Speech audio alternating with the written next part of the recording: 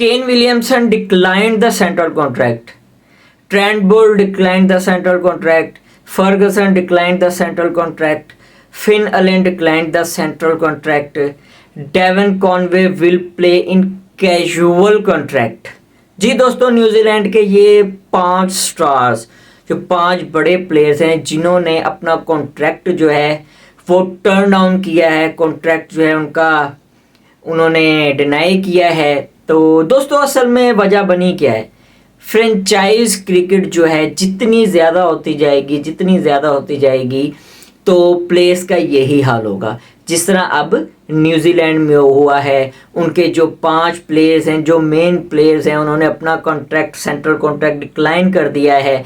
ठीक है, सब ने यही कहा कि हम भाई इंटरनेशनल मैचेस के लिए अवेलेबल नहीं होंगे, जबकि फ्रेंचाइज क्रिकेट के लिए अवेलेबल होंगे। अगर हम बात करें इसमें डेवन कॉनवे की, तो कॉनवे को एक कैजुअल कॉन्ट्रैक्ट दिया है जिसमें उन्होंने कहा कि मैं इंटरनेशनल मैचेस के लिए सब के लिए अवेलेबल होऊंगा, सिवाय श्रीलंका की सीरीज़ के, क्योंकि श्रीलंकन जब सीरीज़ होगी वहाँ पर मैं जो है वो साउथ अफ्रीका जो T20 लीग होती है वहाँ पर जो है वो मैं खेलूंगा, क्योंकि 2017 के बाद जो है वो जाएंगे वहाँ पर साउथ अफ्रीका में, वो खेलेंगे।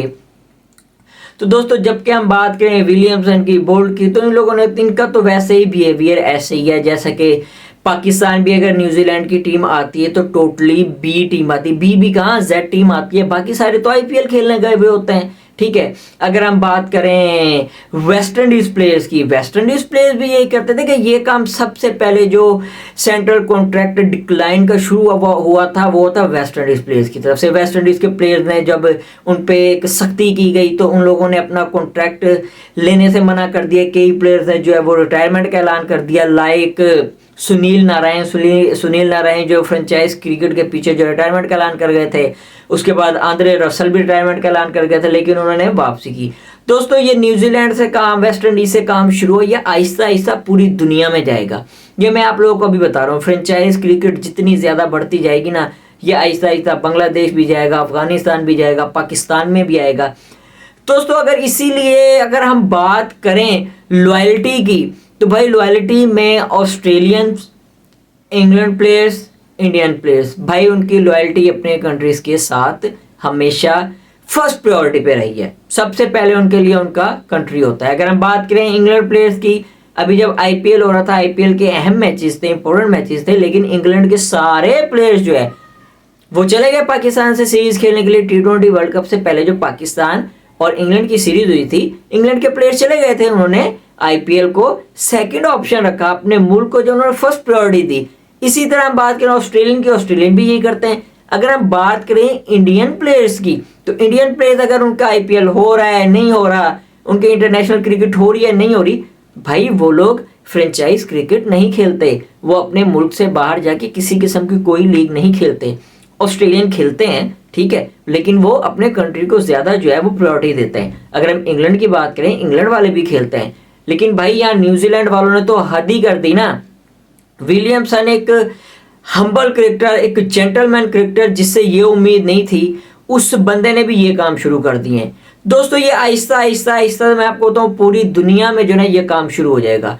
तो मैं तो पहले ही लीग्स के अगेंस्ट था यार। लीग एक इंटरटेनमेंट है, इंटरटेनमेंट की हद तक ठीक है, लेकिन जहां आपके इंटरनेशनल मैचेस हो, जहां आपके कंट्री की बात हो, वहां आपकी फर्स्ट प्रायोरिटी जो है वो आपका कंट्री होना चाहिए ना, आपका मुल्क होना चाहिए। लेकिन बात वही हो जाती है कि भाई पैसा, ये दुनिया पैसे के पीछे नाचती है, ये पूरी दुनिया पैसे के पीछे भागती है। आपको कंट्री से इतना पैसा नहीं मिल रहा होता जितना आपको फ्रेंचाइज क्रिकेट से मिल रहा होता है, आपको लीग से ज़्यादा पैसा मिल रहा होता है। अगर देखें, इसी तरह अगर हम बात करें इंडियन प्लेयर्स की, इंडियन प्लेयर्स को उनके कंट्री में क्रिकेट से जितना पैसा मिलता है उतना उनको लीग से नहीं मिलेगा, इसीलिए वो वहाँ पर अगर नहीं भी होंगे ना, अगर पैसा नहीं भी मिलेगा तो वो ज़्यादा लॉयल है भाई, सीधी सी बात है। ऑस्ट्रेलियन भी, इंग्लैंड भी।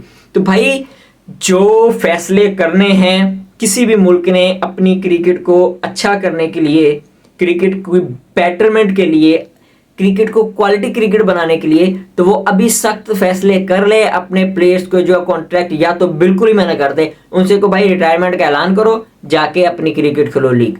यार क्या टैलेंट है ना, अल्लाह ताला ने हर किसी को टैलेंट दिया, टैलेंट निकल आता है। एक प्लेयर जाएगा, दो जाएगा, टीम फिर ठीक हो जाएगी। लेकिन जो इस किस्म का काम है कि मैं श्रीलंका की सीरीज के लिए होऊंगा, अफ्रीका की सीरीज के लिए नहीं होऊंगा, मैं इंडिया की सीरीज के लिए होऊंगा, इंग्लैंड की सीरीज के लिए नहीं होगा, ये काम खत्म हो जाए। जहां आपने लीग्स, अगर आप फ्री हैं, इंटरनेशनल ड्यूटी आपकी नहीं है, तो आप लीग्स खेलें, जितनी मर्जी खेलें। अगर आपकी इंटरनेशनल ड्यूटी आ गई, फिर आप लीग्स को छोड़ के आप उधर चले जाएं।